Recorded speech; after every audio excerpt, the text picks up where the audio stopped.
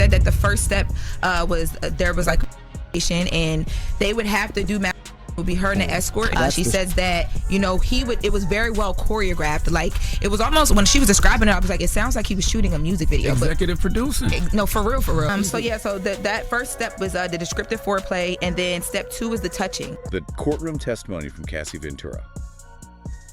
It was just jaw-dropping. Absolutely. She described these dark room torture sessions, and the level of detail was, well, it's intense. Intense is putting it mildly. People were apparently stunned silent listening to her. And it sounds like these allegations could seriously impact the whole case against him. What really stands out is how specific she was. This wasn't just vague accusations. She laid out, like, a step-by-step process. Very precise, very horrifying. Yeah, exactly. And she used the word choreographed, which is just, wow, like it was all planned out, like some kind of twisted production. Right, like a music video, she apparently said, with, specific lighting, specific smells, props, the whole thing. It suggests a level of calculation, doesn't it? Premeditation. Yeah. Not just random acts. That's key. It points towards potentially systematic behavior, which is crucial for the prosecution's broader case, especially the racketeering charges. It's about alleged patterns of control. So, okay, she broke it down. 4 steps, she said. Step 1, descriptive foreplay. Apparently, she had to describe everything happening with a male escort, like everything, in graphic detail. Diddy supposedly wanted it narrated like an X-rated audiobook. The act of forcing someone to narrate like that, that speaks volumes about potential control dynamics, psychological dominance, maybe? Then step 2, she called it the touching phase. And this is where it gets really weird. The amount of baby oil. Oh yeah, I read about that. Wasn't it like thousands of bottles found in raids? Over 1,000 bottles of baby oil and lubricant, reportedly. She said they were constantly reapplying it, trying to make skin look like a shiny suit. It's such a bizarre, specific detail. It is. It's so unusual that it almost lends this strange credibility, It's not something you'd likely just make up. It's deeply disturbing. Okay, step 3 involved oral activities. Cassie apparently admitted she rushed through this part, felt really uncomfortable. But she still participated. Yeah, she said it was because she loved Diddy, but also, and this is chilling, she was afraid he'd just do it with someone else if she refused. Wow, that really highlights the kind of complex, possibly coercive dynamic she's describing. Love mixed with fear, jealousy, overriding her own feelings. Exactly. And then step 4 was actual intercourse. Sometimes Diddy would just watch, sometimes he'd join in, depending on the escort, she said. Okay. But then it gets even worse. She alleged Diddy made her rub the escort's finishing product, the court term was man milk, onto his chest and nipples. Oh, wow.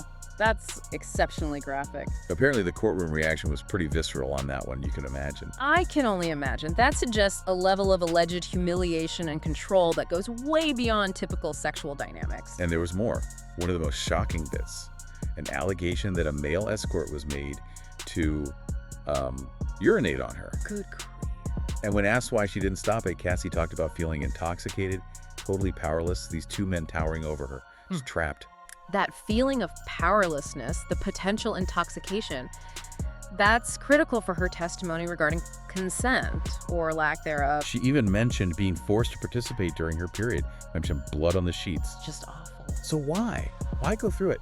She mentioned jealousy, love, but also him sharing his own secrets, his voyeurisms and freak-offs, making her feel kind of complicit or vulnerable, and just fear of being replaced. And didn't texts come out too? Yeah, texts where she tried to say no and he apparently just shot her down, called her boring, predictable, classic manipulation. Textbook stuff. Those texts could be powerful evidence against any claim of full consent, showing that alleged power imbalance. And Diddy himself. In court, reports say he was visibly shaken, pale, thinner, asking for bathroom breaks, hands trembling. But at the same time, apparently glued to the paperwork, talking intensely with his lawyers. He clearly gets how serious this is. That visible reaction juxtaposed with his famous public persona, it really underscores the gravity of these accusations. Okay, but hold on. Because then the male escort, the one supposedly involved in all this, he testified too. Right, and his story wasn't quite the same, was it? Not at all. Parts of it directly contradict Cassie's account. This makes things complicated. Conflicting testimony is always a challenge. The jury has to decide who they believe. So this escort, described as a stocky black guy, about 5'7", he claimed Cassie called him every time. Said the first time, she told him it was for a bachelorette party. Okay, that's different. Very different. He described her answering the door in red lingerie, wig, sunglasses, pumps, and supposedly saying, "My husband likes to do special things for me. He wanted to do this for my birthday." That paints Cassie as an active, willing participant, even the initiator. A stark contrast to her testimony. He said Diddy was there, yeah, but just kind of in the corner, bandana, hat on, pleasuring himself while the escort and Cassie were on the couch. Did he recognize Diddy? Instantly, he claimed. Said he knew the voice right away, listened to his music his whole life, it's a specific detail. It adds some weight to his claim Diddy was present, but his version of Cassie's role is the major clash here. But here's the absolute bombshell. Remember the urination allegation? Yeah. The escort claimed it was Cassie who asked him to do it, not Diddy. Whoa. Okay, that is a massive contradiction. That could seriously damage her credibility on that specific point if the jury believes the escort. Huge.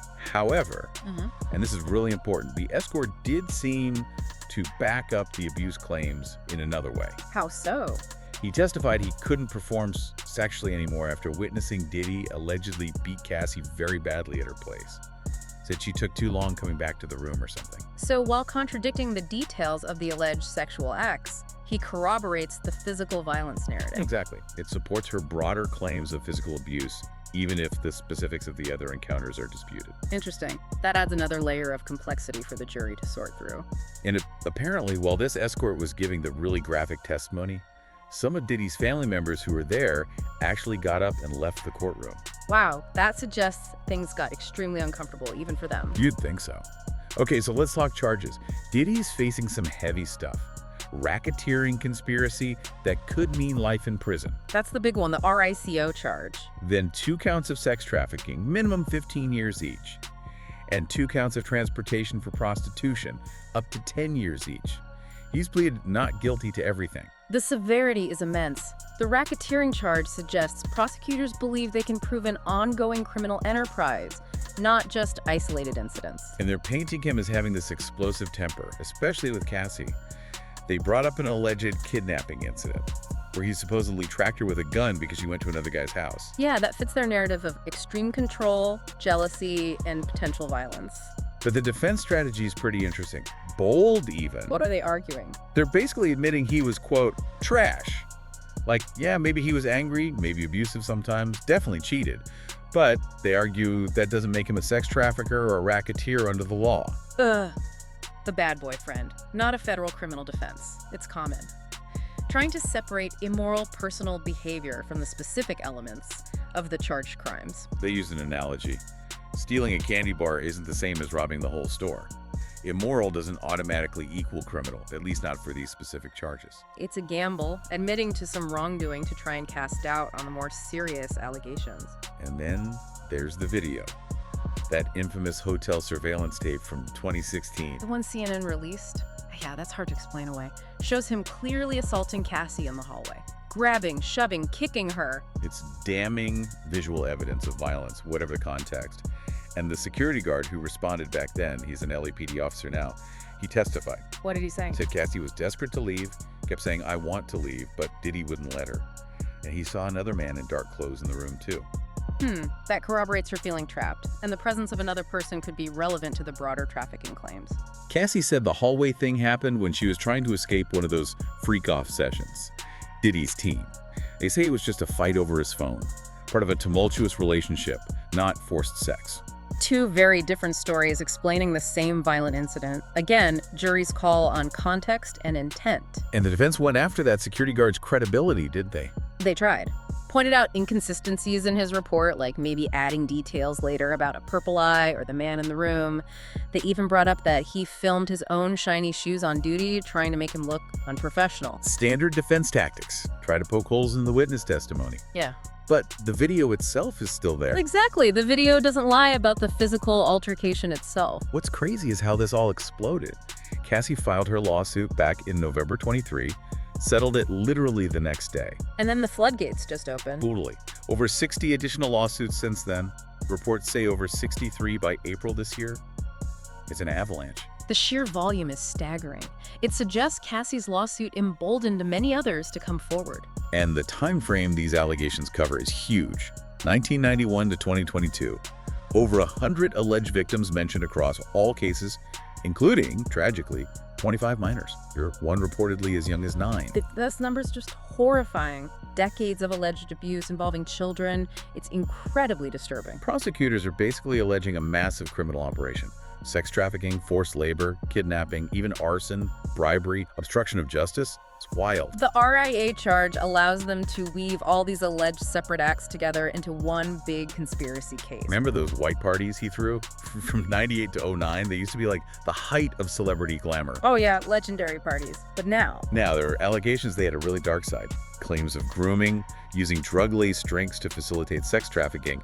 Adria English made those claims. Totally changes how you see those events. it suggests a potentially systematic element using these parties as a hunting ground, allegedly. Diddy's legal team is fighting back hard, obviously, trying to discredit witnesses, even prosecutors. Mark Garagos, one of his lawyers, made those comments about the six-pack of white women prosecuting, implying bias. Yeah, that didn't go over well. The judge warned him. It's a risky tactic, attacking the prosecution personally. They do have a black female attorney on the defense team, it's worth noting. But still, the weight of allegations is immense. And the fallout's already started, right? Howard University revoked his honorary doctorate. Key to New York City rescinded too. His public image has taken an absolute nosedive. And the stories just keep piling up. His old bodyguard, Gene Deal, talking about crazy initiation rituals, alleged homosexual acts, sacrifices, unverified, but adds to this bizarre, dark picture. Yeah, those claims are out there, adding another layer of strangeness to the whole situation. And Usher, that 2016 interview where he talked about living with Diddy when he was just 13, seeing curious things. And crucially, saying he wouldn't send his own son to Puffy camp. Exactly. He later told Rolling Stone about being exposed to a different style of sex. Coming from Usher, that carries weight. It suggests his experience was profoundly uncomfortable, maybe even damaging. Then Lil Rod's lawsuit, alleging sexual harassment, drugging, threats while working on the album, plus not getting paid. Says he's scared for his safety, calls Diddy a monster. Allegations from within his professional inner circle add another dimension, corroborating patterns of alleged exploitation. And remember that old kind of weird footage of Diddy with a really young Justin Bieber? It just hits different now looking back. Yeah, in light of everything else, past interactions are definitely being re-examined with much more scrutiny. It feels unsettling. And then there's this. An inmate won a $100 million default judgment against Diddy for an alleged sexual assault back in '97. A default judgment, meaning Diddy didn't formally contest it in court. Apparently. The suit alleged drugging in a nightclub and claimed Diddy offered $2.3 million to drop it years ago. $100 million is a huge sum, even in a default. It's another significant legal blow, suggesting a potential history predating the current wave. And then, literally hours after that news broke, bam, Diddy's arrested in a Manhattan hotel based on a sealed federal indictment. Wow. The timing is incredible. He was seen out smiling with fans just hours before. Yeah, stark contrast. The indictment drops. Racketeering conspiracy, sex trafficking by force, fraud, coercion, transportation for prostitution, massive charges. And he pleaded not guilty, but bail was denied, right? Denied, flat out. Which tells you how seriously the judge is taking this, the flight risk, the potential danger to witnesses. Denying bail in a case like this is a major statement by the court. Apparently the jail conditions weren't great up. Lawyer called it inhumane, hell on earth. They offered his $48 million mansion, jets as collateral, even proposed banning female visitors. Still no bail. Rejecting that kind of collateral shows extreme concern from the judge. And the reason cited for denying bail. Risk of witness tampering. They specifically mentioned missing video footage from the Cancy Hotel incident and alleged attempts to silence her and hotel staff. That's huge. Allegations of tampering directly undermine the legal process. Plus, get this. Reports say they found bags of pink powder, suspected drugs, in his hotel room when they arrested him. Just adds fuel to the fire. Potential narcotics possession on top of everything else. Authorities say they have over 50 witnesses, tons of digital evidence, even alleged video of coerced sex acts. It sounds like a mountain of evidence. It does. Meanwhile, his lawyer is trying to compare him favorably to, like, R. Kelly or Epstein, saying Diddy's case is just about cheating or being unfaithful. Yeah, trying to really downplay it. Seems like a tough sell given the charges. It's a standard defense move, but the scale of the allegations makes it challenging. One thing's for sure, right? This is nowhere near over. We're going to hear a lot more shocking details as this trial goes on. Absolutely. This is going to be a long, complex, and likely very ugly legal battle. We've probably only seen the tip of the iceberg. It's just this incredible collision, isn't it? Massive fame, unbelievable power, and these horrific, detailed allegations. It really forces you to think about accountability in the celebrity world. It does. And what the lasting impact of all these revelations will be, not just for him, but for the industry and how we view power dynamics within it. It's a profound moment.